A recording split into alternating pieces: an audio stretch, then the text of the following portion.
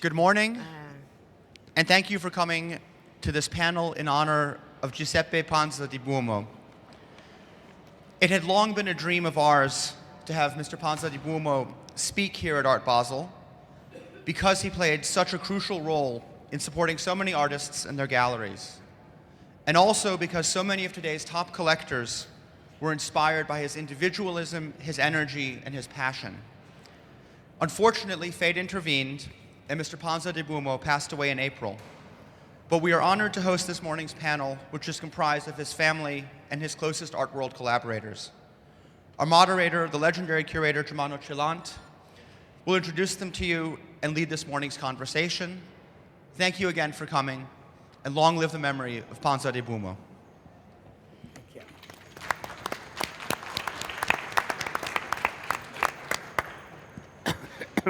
My role. It's okay on? Okay. Thank you. My role is kind of the chairperson, but naturally I'm emotionally involved in talking about Panza because it's been a friend for more than 25 years. We worked together doing the catalog of the collection, so I know Pupa and the children, that were very small. So for me, it's difficult to be not subjective, not to be part of this kind of emotional situation. Also, if we try to be objective, it's impossible. But I think that my role is to start giving some, the memory that touched me so much professionally, let's say not only personally, is when I met Giuseppe a long time ago, and I was with Leo Castelli, and I got introduced, and we didn't know each other because I was from Genoa, I am from Genoa still, and he was from Varese, and Leo introduced us, and then Beppe left. And I asked about Leo, what this man was about, the collection, and so on and so on. And it gave me an incredible things to think about. He said, with Ileana, we were talking for so long, and there was a moment in the 60s that we get a letter from Varese by this person, and the person said, can you send me some information about young artists? And Leo said, oh, yeah, some Varese. What is Varese? Just like for us where it was Bilbao, in the long term. and Panza and Ileana and Leo said, okay, take some picture. That's a Rauschenberg. And they sent an envelope to Giuseppe. And in a week, they got an answer. And the answer was, I buy all of them. And, that's kind of engagement and in the understanding true picture, that's what an important artist left, my memory is still part of this kind of incredible person that can read black and white, which at the time there was no color, can read that Rauschenberg in the 60s was already an important figure. Not only, but taking the risk not only to get the information that I do normally, taking the picture, but say I buy all of them. And they were shocked. So that is the kind of person that was so impassioned with art that can really read immediately at the same time. And I think there are this kind of anecdote that everybody can share. And I think that's what I will ask to my colleagues and friends, Carmen and Joseph, to speak about, and then Maria from the stage, from not the stage, but later in the stage, to think about what is the memory, what is the most emotional part of what Beppe was for them. I think that everybody can speak for hours and hours, but I think here it's important to communicate the essence. And Joseph, you want to start first? I'm ready. Okay. Is it on? Yes. These were a little bit slightly expanded from some notes I took when I said a few words at the Hirshhorn Museum in Washington when a group of my works from the Panza collection entered into the permanent collection. It was in the context of the later part of the 1960s that I was very fortunate to begin to get the support of Count Giuseppe Panza di Biumo at a critical moment in the beginning of my career. My work at this time was very difficult for the average collector to understand, much less support. Indeed, even with the labors of Leo Castelli and Sean Kelly over the past 40 years, it's still difficult for many collectors. In these important early years, Panza purchased through Gianenzo Speroni, my first dealer and still a close friend, regardless of words falsely put in his mouth in a recent biography of Leo. I had to say that. Something like 23 works. I was then in my mid-20s, I was about 24, when Panza bought these works. And many of these works, which now make up a part of the permanent collection of the Hirshhorn Museum. They were made by me when I was 20 years old. In fact, then being a young artist meant that one wasn't taken very seriously. So I hid my age until I was 28. In other words, after my work was in the collection of MoMA, the Guggenheim, the Tate, Centre Pompidou, and so on, and I had over 80 international solo exhibitions, half before the age of 25. At the press conference of my first retrospective at the Musée d'Art Moderne in Paris in 1973, it was a bit of a scandal when I revealed that I was only 28 years old. Panza knew my age, but it didn't matter. Gianenzo told me that nearly every evening after dinner in Varese, he would go into his study and read about art, and Panza, at a very important moment in my life as an artist, kindly told me that my work and my arguments supporting it were powerful and made sense to him. For the world of art, it was a sea change to realize that the age, and more important, the gender of the artist didn't matter. It was the ideas that counted. For those of you here tonight that don't know it, it was conceptual art that made this important change. No longer was the model of the artist the expressionist one of the, of course, male idiot savant, Christ-like shaman, maker of erratic traces of the hand, producer of antique and unique reliquary for a market that wanted, and still too often still wants, art to look like art. Panza's support made an important difference, not just for me, but for generations of artists to come. In his history, one sees the creative role of the collector to help make it happen, what might not have happened otherwise.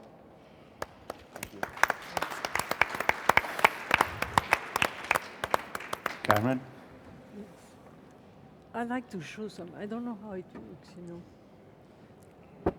Some dark?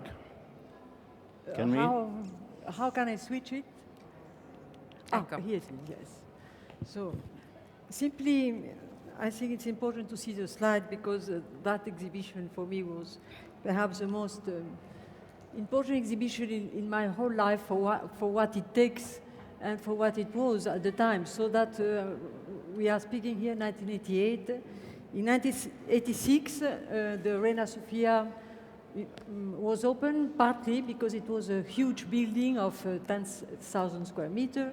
And of course, at the time, it was difficult for me to convince the Minister of Culture that it was not big enough, that it was fine for contemporary art. They wanted to do many things in Reina Sofia, you know, like ballet and music, and it was meant to be a cultural center. So I wanted to convince him that it was really the perfect and ideal space for only to put art. So I think I went to see Panza at the time in Varese and tried to convince him to lend me his collection and to participate to this fantastic idea I had that in the second floor of the Reina Sofia, in the first floor I was going to do exhibition, and in the second floor I was going to put collection which could last months and which will enable the Spanish to get involved with something never been before, you know. Before those exhibitions I organized at the time, they never been exposed to international art. They've always been, and especially not to contemporary art. they've been exposed only to Spanish art. They were the first Picasso show that was, Franco died in November 20, 1975. And so after his death, all those important artists who never show, Picasso, Miro, most of them, very, very, very well known, but never in Spain. So I think in that moment, it took me some time because, of course, it was difficult for Panza to conceive and to put up a show in such a short time, but we did. I think we managed to do, in 4 months, and to bring the collection. So at the time, we saw we were going to bring 2 trucks, then it was 4 trucks. And of course, we decided not to invite the artists to come and install because then it will not have been possible. So, for example, for this is a calandre, which I think really was. You have to turn there, come direct to that. That's You cannot see it. okay. I'm not very good. Ecco, poi c'è un altro calandro. Yes, that's Robert Morris. And so we use the whole space. Those are the corridors, and the Reina Sofia at the time was not, I would say, destroyed as it is today. Why I say destroyed? Because those kind of buildings are very sensitive. So the moment you start to put air condition and to start to transform them into a normal museum of contemporary art, you really, I think, destroy them. And especially I will show you when I pass. So this is the Bruce Nauman corridor, which Konrad Fischer came and helped us a little bit because we had problem with the installation of such a big piece.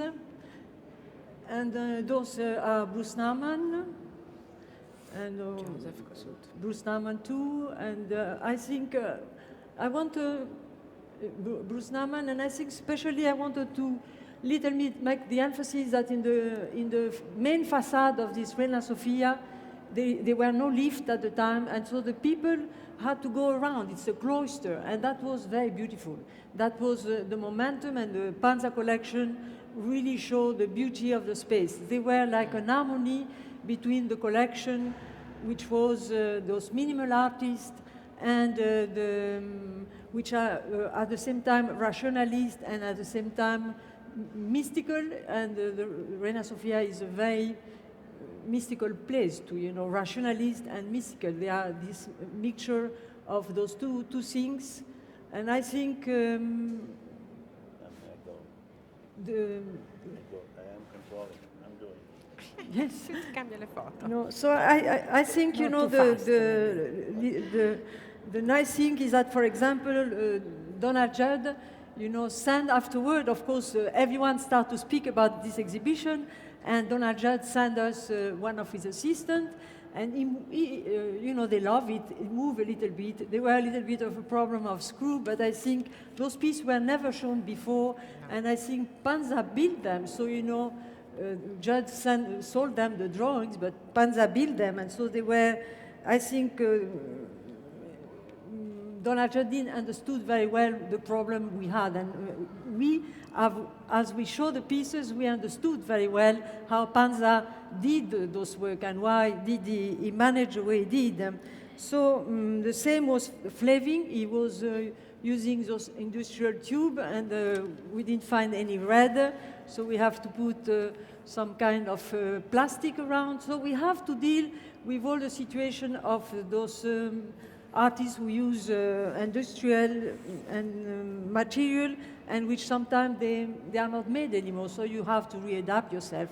Flaving the same, the plafonnier, they had to be done in a different way, but Flaving was very accepted, and I was very happy to do so. I think this exhibition was, and it stayed in the heads of the people in my country, like the optimum exhibition and the optimum moment in this beautiful space, which don't exist anymore. I must say that we really fought very much to keep the space as it was. Panza helped me writing the Minister of Culture and trying to keep the space, but unhappily they didn't, and the space doesn't exist anymore. And so a few times after that, I resigned, and then the Guggenheim. I was part of the Guggenheim with Germano to be honored to have this Panza collection in the Guggenheim, and I'm happy Rich Armstrong is here with us. And we are right now in... So I think it was interesting for me to speak about this beautiful relation I had with Panza. I think it was, for us, he was the person who did the whole installation. That means he was the person who decided where every piece was. He was the person who decided how it was going to be. I remember we were going to put a Sol Lewitt, and it was not possible to bring the assistant of Sol Lewitt. And we took some student, very good student, but it didn't work because at the time he was doing those very refined, they were missing, so it was not possible.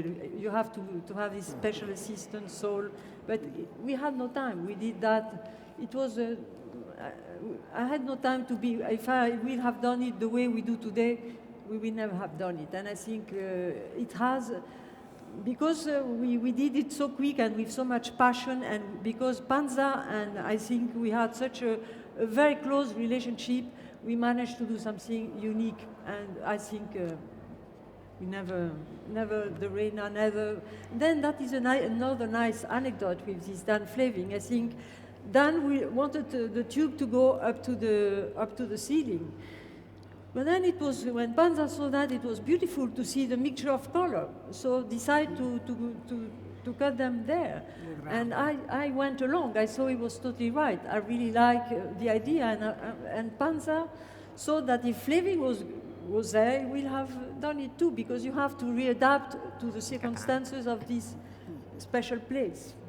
So I think for me, it's what I want to convey here, the beautifulness of this extraordinary moment and the uniqueness of the person of Panza. So to say that Giovanna was there too, and I think she was essential too. She brought her calmness, because unless Panza was always calm, but she brought her part, which I think made, I'm extremely moved today to be here. Very, very moved.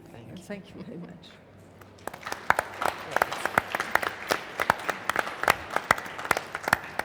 Can I have Pupa, sì.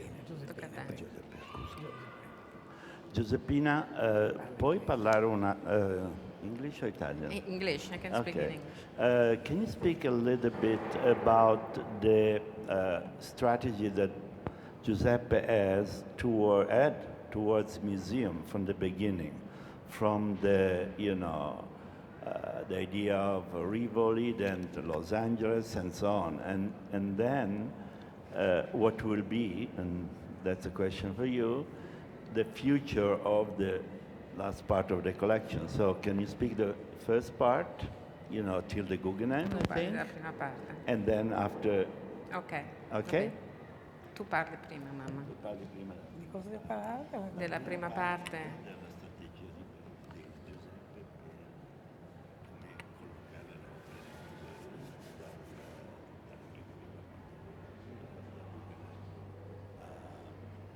Insomma, mio marito aveva un grandissimo dono naturale, che era di capire immediatamente come appendere un quadro affinché il quadro fosse ben visto, fosse capito, fosse apprezzato e fosse vissuto.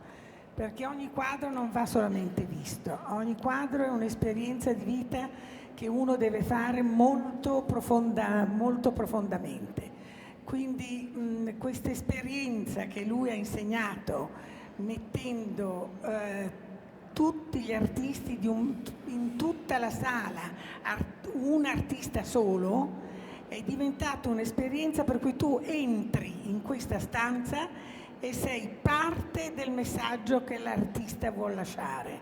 Quindi è stato sempre molto bello lasciar fare da lui queste cose, perché le sapeva fare meglio di chiunque altro. Devo dire che anche appena sposi, i nostri vecchi, antichi quadri che ci avevano regalato, lui li prendeva in una maniera speciale, Voi credete che una cosa andasse messa lì? No, lui la metteva in cima al muro e stava benissimo e tutti ci stupivamo di come lui avesse questo particolare dono. Ed era molto bravo e quindi la vita con lui è stata sempre molto affascinante, molto bella perché si sperimentavano tutte le cose. Era un'epoca in cui si andava a vedere il double negative, il sorgere del sole alle 4 della mattina, si cercava una certa pianta, come si chiamano quelle dei deserti? Un cactus. Un certo cactus che aveva una certa forma per camminare attraverso un Walter de Maria molto strano. E tu vedevi Jim Sturelli in fondo che diceva: mi sono reso conto che ho sentito i tuoi passi poco tempo fa e come sono importanti i tuoi passi. Quindi tutto diventava un'esperienza di vita tale in questa America immensa per cui non era più un guardare un'opera d'arte, un comprare un'opera d'arte, era vivere un'opera d'arte. La prima Maria Nordman che abbiamo visto ci ha messo uno per uno in questa stanza buia e dovevamo rimanere dentro. A far cosa? Ma chi lo sa cosa dobbiamo vedere?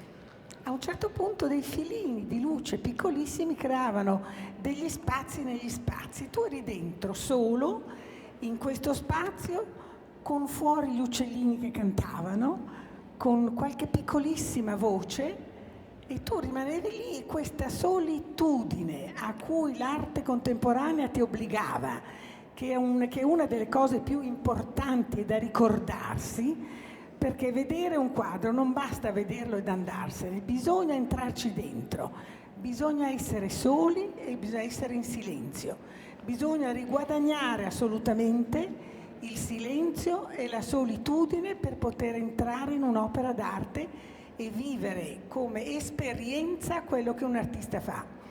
Così i pittori della luce, così i pittori del colore, così tutti questi artisti nuovi che si vedono e si va via. Mi ricordo quando mio marito comprò il primo Reimann, era una cosa commovente, perché a un certo punto Reimann e mio marito erano qua e io ero di qui e Reimann disse a mio marito una cosa commoventissima: ma lei perché compra i miei quadri?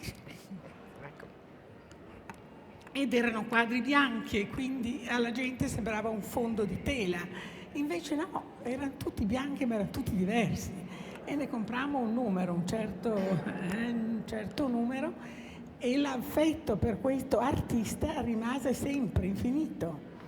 Non so, quando abbiamo fatto le prime esperienze, perché erano esperienze sempre, con Ian Wilson che vediamo là, seduti per terra in questo piccolo studio, parlavano di problemi sull'esistere, sull'esistenza, sulla conoscenza, i problemi importantissimi di cui non rimaneva traccia. Niente, non rimaneva traccia. In quel momento là delle cose non dovevano rimanere traccia ed erano, vi assicuro, di un'emozione che veramente ti straziava il cuore. Non so, le parole scritte da Lawrence Wiener sulla sabbia col mare che le portava via, era un filmino fantastico, era tipico di quell'epoca lì. Quindi non potevi vedere ed andartene, dovevi vivere e amare. Wow! Adesso devo tradurre. Bravo! Bravo. I have to add my experience about the Reimann. I was there when Giuseppe and Giuseppina were buying the Reimann in the Bowery, remember? On the second floor of the Bowery. And the Reimann was, saying, I show this, I show that. And then Panza again said, I want all of them. And Reimann said, you cannot get, why this guy wants all, He was totally shocked that somebody can consider the possibility to get all the production in the studio. And, also because Reimann was not selling more or less anything white on white, at the time, 1969, I think, and living the Bowery, and was kind of a very strong experience for Reimann himself, too. And he continued to say that was, the most shocking experience, because it was not a collector collecting only one again, but all the series possible. There was a series, was one missing, I remember, and Giuseppe was trying to get the 13th one to finish for I don't know how many years to finish the series. But what Pupa was saying, Giuseppina was saying, is that I think Panza was unique in a way that was the first collector not to collect kind of randomly everything, which is kind of general attitude. What instead was in love with an artist and collect as much as he can, in a way that it will become the museum of this artist. And the experience, to go to the desert, to go to, to the studio, but not only to the studio, to get as much as he can from the artist in order to make not a general collection, but a Panza collection as his engagement with, let's say, 30 artists, which is already a lot, or 50 or whatever, and not having 100, one name by one after the other, but to select and to say, okay, I lost this occasion, I lost Warhol, I lost this, but at the end, I have my own identity and not a general identity. I think that was one of the statements that changed the way of collecting in the world. Also for museum, the museum now are kind of general, they have everything, but the best is a museum with specialized. And I think Panza invented the idea of being a specialized collector, selecting movement, conceptual, minimal, land art when it was possible, or getting involved with Jim Turrell and going there. Also, one of the children went to work there for so many years. So there was part of being over-selective and not only a kind of general point of view. So, and I think it continued to collect in this way for years and years. And that's why it's a very specialized collection. And also why I think that the Guggenheim is very fortunate to have kind of incredible bulk of minimal art that no other museum has. And not only that, naturally you need space. That's one another thing that Panza dealt with the idea to give one room each artist, which is very respectful, and not having 3 artists in the same room or 5 artists in the same room, which is kind of not generous, but also you don't do after Panza, to invite one artist that needs a kind of context for itself or herself. So I think that's the history. Not only the personal history, but the historical history that Panza developed to dedicate rooms after rooms and trying to find collocation of this material, because no one can have this amount of space. You need a city, more or less. Several buildings as minimum, okay? So it's a collection that cannot fit in one building, or 2 or 3, as minimum 10 or 15. So that's, I think, the attitude that he tried to suggest, and that's why the idea of getting the material all over the world, I think, to have the piece, the traditional pieces in Asmoka, and then the Guggenheim, and then so on and so on. So what is going on now with the 2,000 more pieces that are around? We don't know. Wait, I have this one. Oh, it's good. I don't know yet. We don't know yet. But we will try to do our best to put all the things that we still have, all the works that we still have, in museums if they want them. We will try to make exhibitions. It won't be easy because he used to do every exhibition by himself. He knew exactly where to hang the works and how they needed to be hanged. And if we made corrections, we needed to be allowed to do them.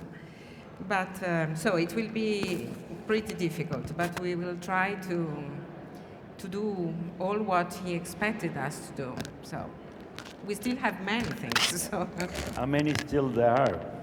More than 1,050, so many. 1,000? See, maybe more. So we still have a lot. Big and small, so more contemporary, not so it's maybe more difficult because monochromatic paintings are not yet very. And you get on loan as, you know, Sassuolo, all this kind of things? Yes, well, we can also do that. But now Sassuolo are given in gift to the city, Yeah, so they're their property. No, yes, of course, we can do also that kind of things. Also the Mart in Trento? The Mart still has part of the collection, and we're going to make an exhibition with them in September of conceptual art. And different, and we will see if Mrs. Belli wants to make some changes in the loan. And so we're ready to whatever. Carmen, how you see the possibility for this huge collection to be shown? You know, how we, art historian or, you know, curator, what we can do for it?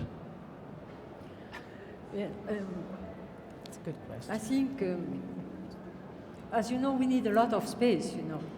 And in the Guggenheim, we just now appointed Jeffrey Wise as the person who is going to be in charge of the collection, so perhaps he will have himself idea. But as we know very well the collection, I think, you know, the space is an essence. Myself, I've been installing in Bilbao. Every time I can install. I have done a room with, when I did install the Juan Munoz exhibition in the second floor. In the first floor, I installed Ryman and Carl Andre and the Richard Serra. So I think we keep on installing. And I remember when I did Brancusi in the Guggenheim, I didn't have enough Brancusi to do all the ramps, so I did in the fifth and sixth ramp, the painting. But then, you know, some of the work cannot fit in the ramp because, as you know, the ramp is complicated. So I think we need space. But then I think that's a question which I think it's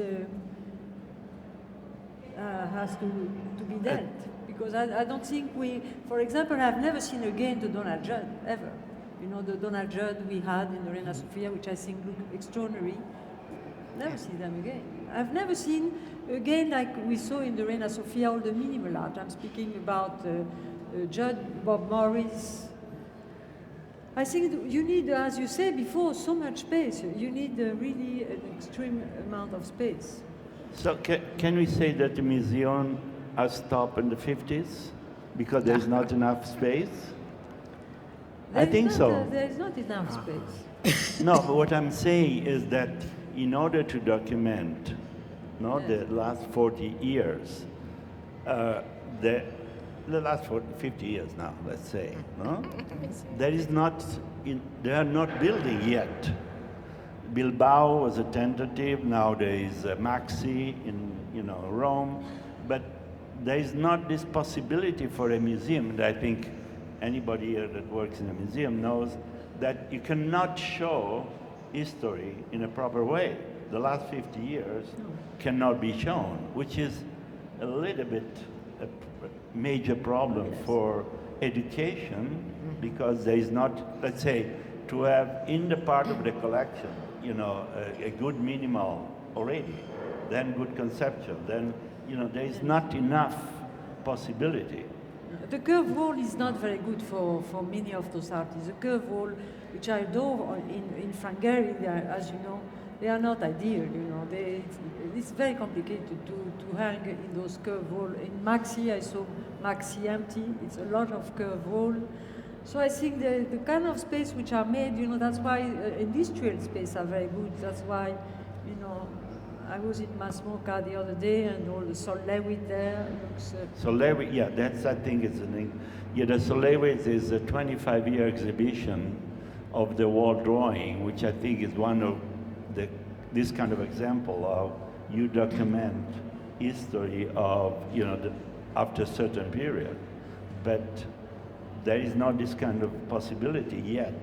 And And I don't know what, the new museum will face this issue. But maybe you have to do it a little a part of it and not all together. Because I went to Masmoka to see the Solewitz exhibition, but for me it's a little bit too crowded, and the space they've chosen is too tight. And the last floor is the best one. And the things are really too crowded. One next to the other, too many. And the other space is full with things that are so and so. So there you could put whatever you want. Yes, not all our collection. You cannot put all our collection inside there. But the space, and also Bilbao, there are curved rooms, but there are also very straight rooms upstairs, so you can put whatever you want. Maxi, I don't know. Maxi it's more difficult, but... One of the things that's kind of... Is this on? Anybody hear me? No. I don't. Okay. It's kind of an irony and kind of good, shall we say, development also on the other hand, because for a long time, art historians had the idea that they were building a kind of Autobahn of art history, and they would do it in a way in which their hand was never visible. And now I think that one applies to see a historic in more discursive ways, and that you have a focus on individual artists, and without this kind of comparison, in a way that's interesting, which I think comes out of the Panza collection.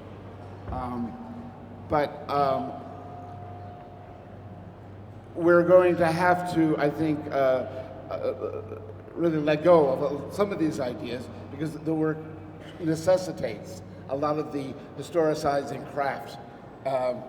It's sort of unraveled, I think.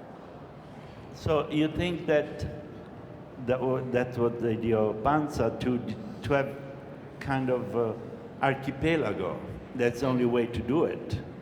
That you can see the 60, I don't know, the minimal one place, that's what he was trying unconsciously to do, but at the end become a method, to have Los Angeles, New York, and to his collection. But anyway, it could be a good example for curatorial. In the last 60 years, we all, or whatever that time period was, you also saw the arrival of the auteur art historian and curator, right? You know about that, Giovanna. And so that in a way, as if you see the artist as primary occupation as a producer of meaning, it evolved a kind of competition in a way between what the artist was doing and curators who want, in some ways, for us to be nature, for you to make the culture. And the artists have been in this kind of struggle, particularly at the beginning of the kinds of ideas associated with me. It became very clear that if we didn't have the ideas, there was a problem. Maria, you are a good example Welcome. of... Lou Reed will not be singing tonight. I don't know if you can hear me better this way or this way. No. Okay, I'll try this. I was sitting in the audience because I'm part of the audience. My works actually begin on the unknown parts of the streets, and this is where I also met Pupa and Giuseppe Panza. So I'd like to pass this around. Would you please give it back to Germano? This is Germano's copy. It shows how we are meeting on the street in San Francisco. And in fact, the question is, now that you're talking about the scale of the museum, I would like to add that around 67, I believe that the entire city could be the museum in the case that we build up a rapport with the citizens. And my way of looking for who completes the work of art was not to put my name on the building. And Tucci Russo is here. He has also made such a work with me in Torino, and Dr. Panza saw this work in San Francisco in '75. Ian Wilson is here, with whom I've had discussions in Manhattan, and who is one of the important people next to Joseph and Lawrence and other people in the collection, which was a reason that I would, at that time, I felt invited. So I'd like to start with a larger context of the whole picture. of Giuseppe Panza. I called him Dr. Panza because he was a lawyer. So he and I sometimes had discussions that had to do with how is it that we can build together. And I recall my first moments in Milano was when I walked the streets alone. As a young ex-student of UCLA, I came on an airplane to see what it was really like with no slides. And I found buildings that had canopies on them. There would be a black canopy on a large open door, and the black canopy in velvet signified that in this house a person has passed on. In other open doors there were colored canopies, and these were signifying that a person has been born there. And this to me gave me the feeling that I was really in a city. And after that, I went to see the last sculpture of Michelangelo, in the Castello, which connects the consciousness of living and the consciousness of death. The Ronandini Pietà, in a way, is the background of the city and all the canopies of life beginning and life stopping and intervening. And the last sculpture of Michelangelo sometimes came up in our discussions. So we ask ourselves, if such a city with this kind of a vast history, how would this influence a discussion? And I was very struck by the fact that the whole family Panza became involved. At first, I was shown the rooms where the sleeping children were, and Pupa Panza opened one door after the other, and there was a sleeping person. It was one of the big events of what is family, because it is not nuclear. It's transpositional, and it includes everyone. And so, for example, Federico and Giuliano and Giulio are now in Palma de Mallorca. We have Maria Giovanna, who is working with us, Giuseppina, who is working with us on the collection. We continue to work with Pupa because we saw that the major work, which she said, which is the basis of culture, vivere e amare. I thank you for these words because it makes me want to go on being an artist. And I thank you for mentioning the qualities of the work, which are very, very fragile, so much so that Dr. Panza asked me 3 years ago to return.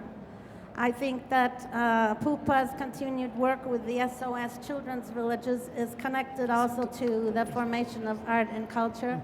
And Alessandro is also completing aspects of continuing with the collection. So I met an entire family, and what Joseph said at the beginning, that it actually has to do not with gender, but with ideas.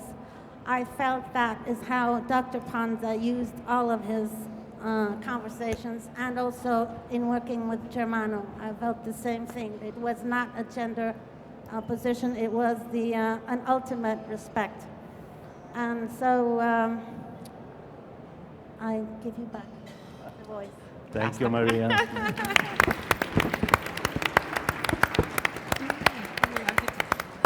Giuseppina, vuoi aggiungere qualcosa? Yeah. Well, to be grown up with such a father was difficult and very beautiful at the same time. Difficult because he was very powerful. He had this. He was quiet, but he had very clear ideas. And when we were children, he had spent much of his time dealing with his work and with the collection. So we were a little jealous of this thing.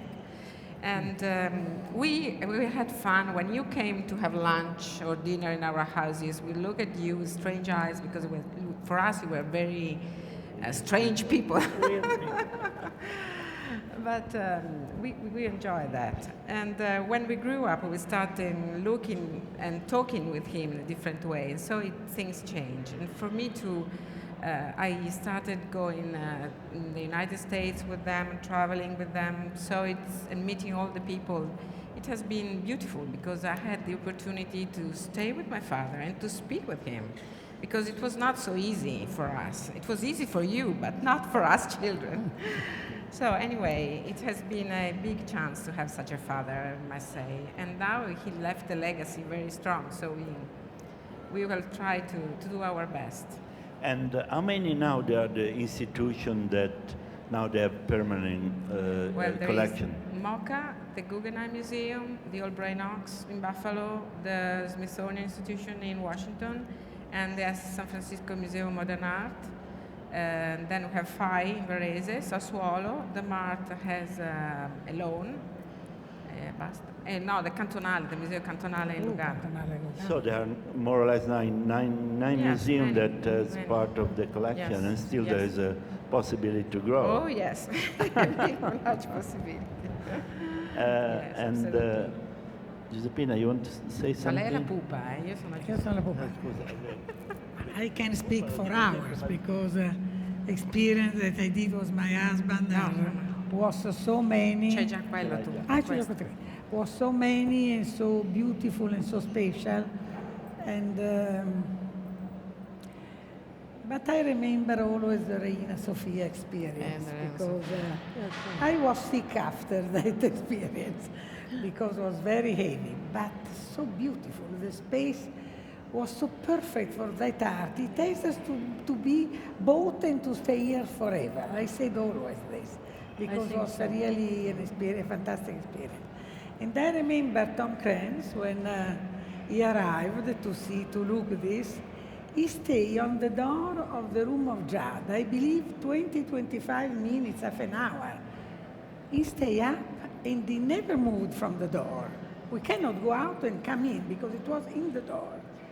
He looked to this Jad, and I believe he thought at that moment to buy the minimal art, because he was so touched, so deeply convinced. I don't know, something happened in his mind.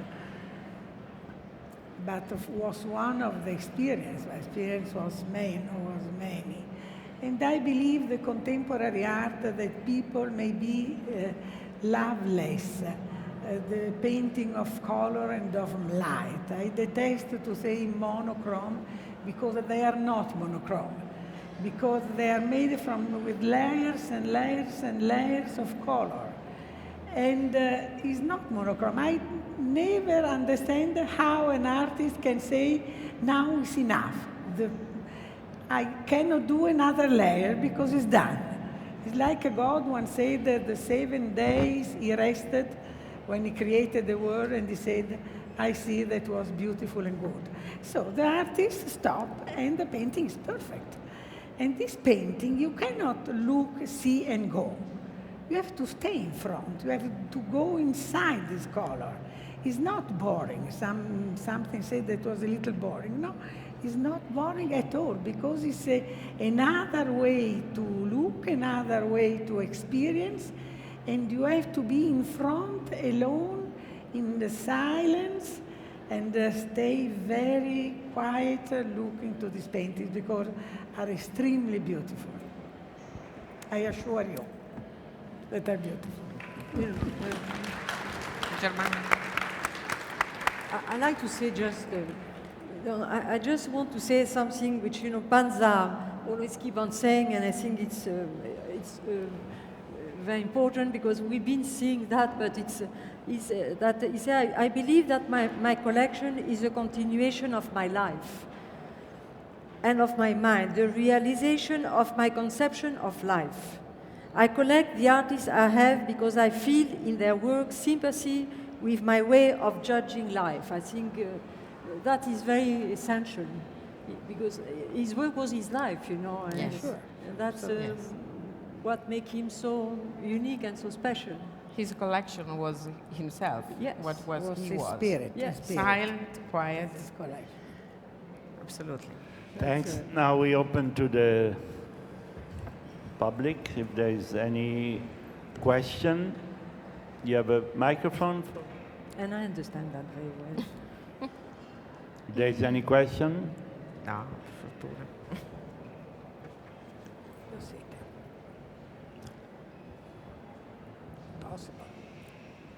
no question. Meglio.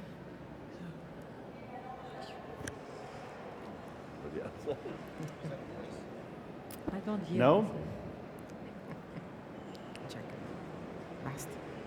That's it? You want to say something else? You want to? Ah, ecco, Question? Hello? chi lei quello lì? Il Minini. Ah, ecco, gli ho detto apposta che era un po' boring. perché lui It's working? è un po' Yes. noioso. Cappa su. So Stupida.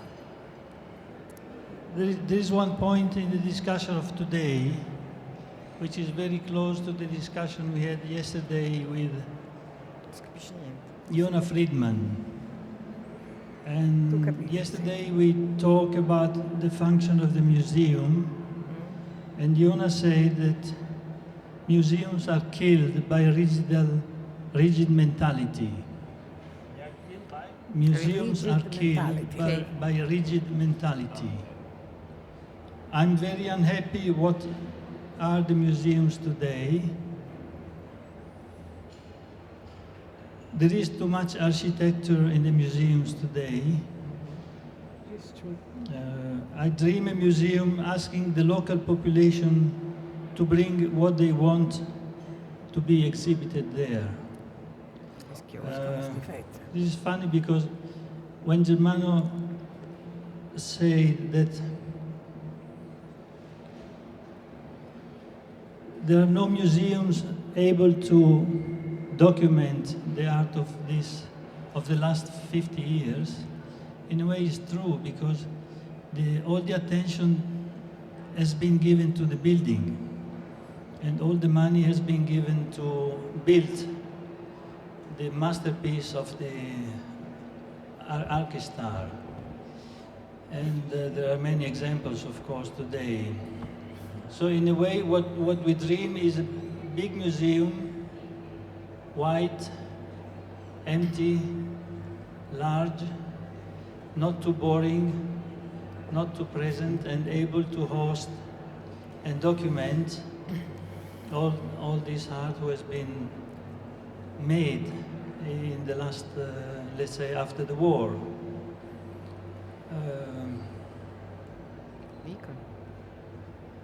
In fact, the world, produce a lot of things, a lot of stuff, and we are full of everything, including art, and this could be a problem in a way.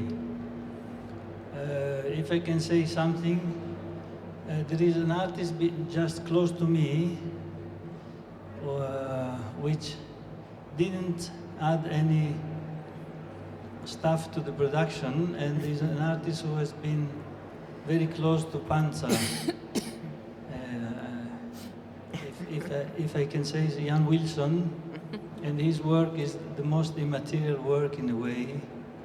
He doesn't need any museum, any space, just a space in our mind. Thank you. Your earlier remarks reminded me of a conversation a journalist was having with Marcel Duchamp and was asked, Mr. Duchamp, for you, what is the difference between architecture and sculpture? And Duchamp thought a moment and he said, plumbing. And I think the architects have kind of forgot about the toilets in the bigger scheme of things. But the problem is, again, I'm fascinated how really the best spaces for art are the ones that are from another kind of culture than a space made for art.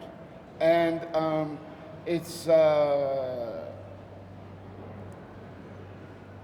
going to be interesting to see.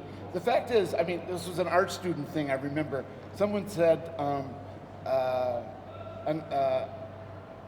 art attack comes from the hardening of the categories, right? And that was as part of the problem, is that so many of the museums built are essentially based on an idea of modernist art, of painting and sculpture, essentially. And I was to one that opened very recently in the city I live in, and it's really, I think, so dated at the moment it opens. I don't understand how we can proceed with this kind of an idea about a museum. You know, But sorry. No, you I can. think something very, very important too is that there is many people who come to museum. In the 70s, you did not have so many people. In the 80s, and now it's crowded. The museum are full. You know, we see in the Guggenheim Museum, crowd and crowd, people queuing. The MoMA, all those important museums have so many crowd of people, and that is a very new phenomenon.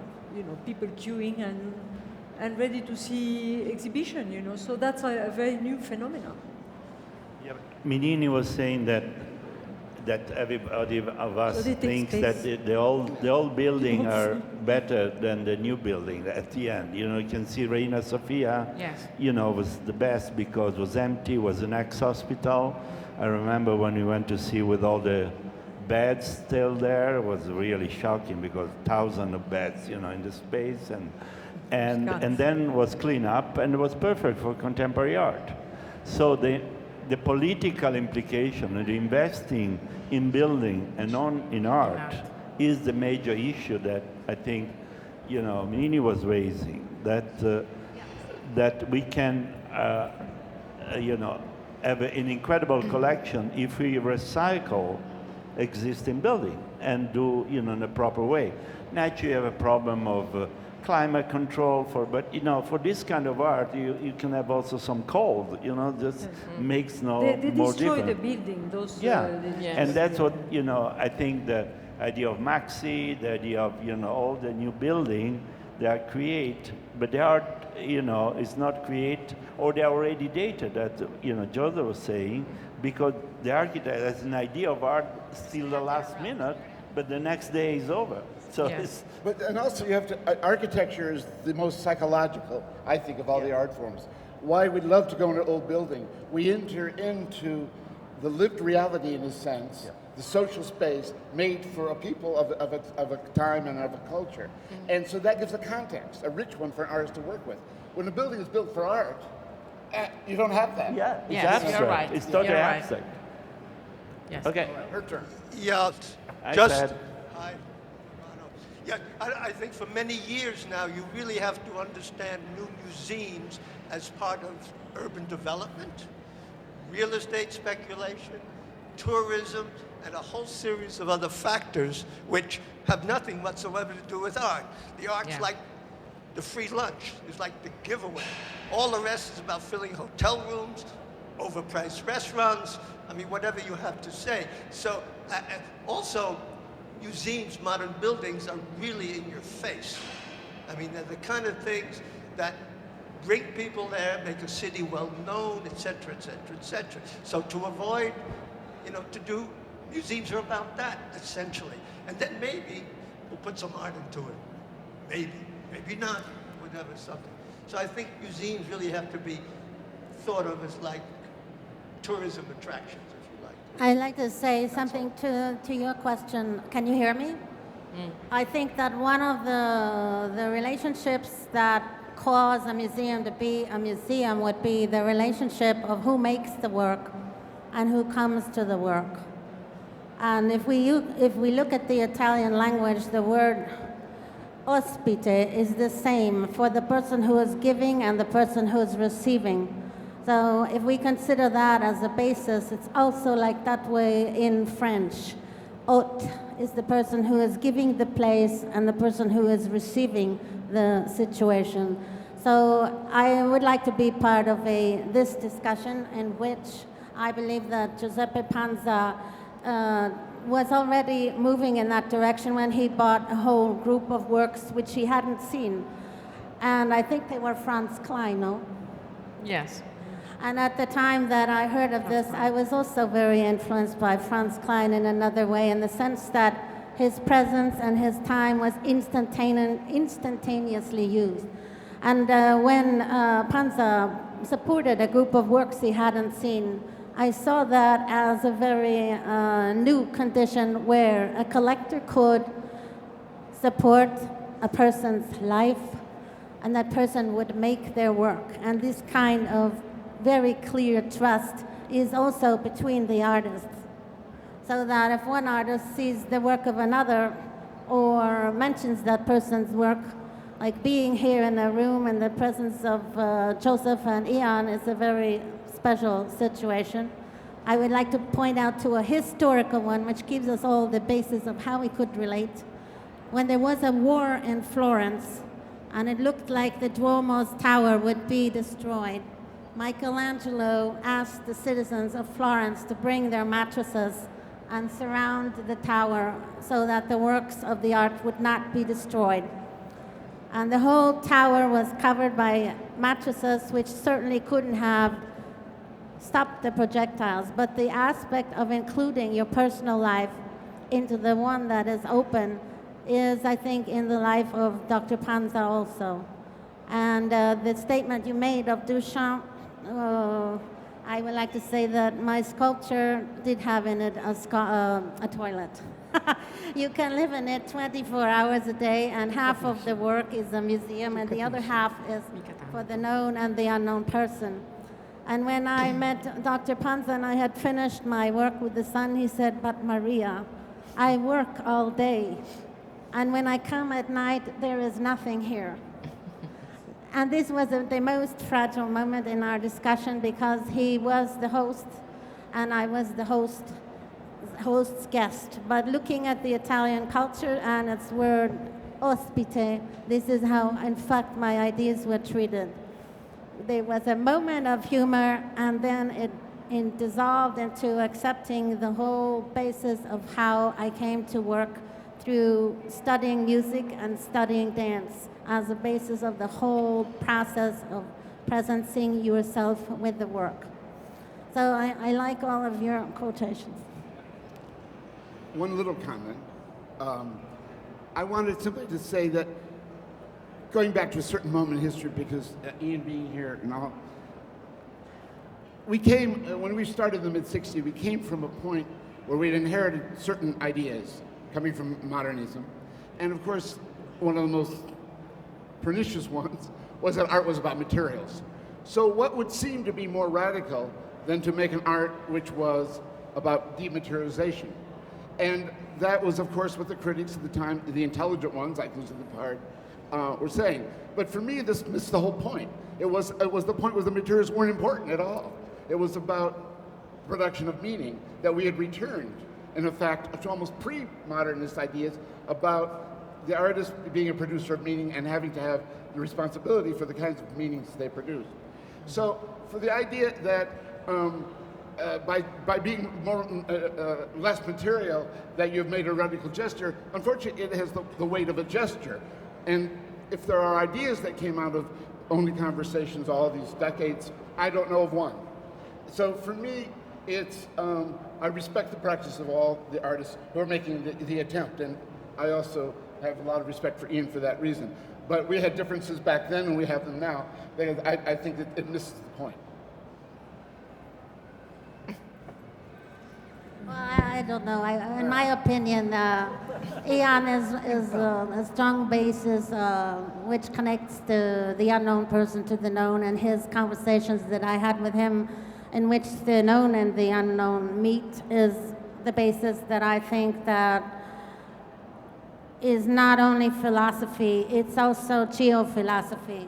It is how the sun meets our bodies, is the unknown person meeting the known person, is the actor, the artist known, is the actor, the completer of the work unknown.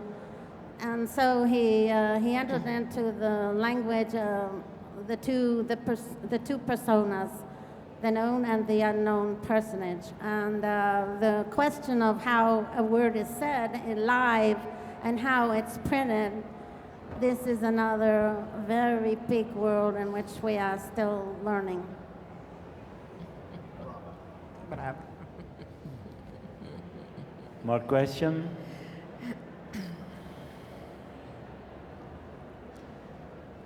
Okay. We've got to kill another 15 minutes. Now let's figure out what we're going to do. Yeah? You want to kill 15 minutes? Or? Thanks We for could all be coming. famous for that long. Huh? Okay, finish? Thanks.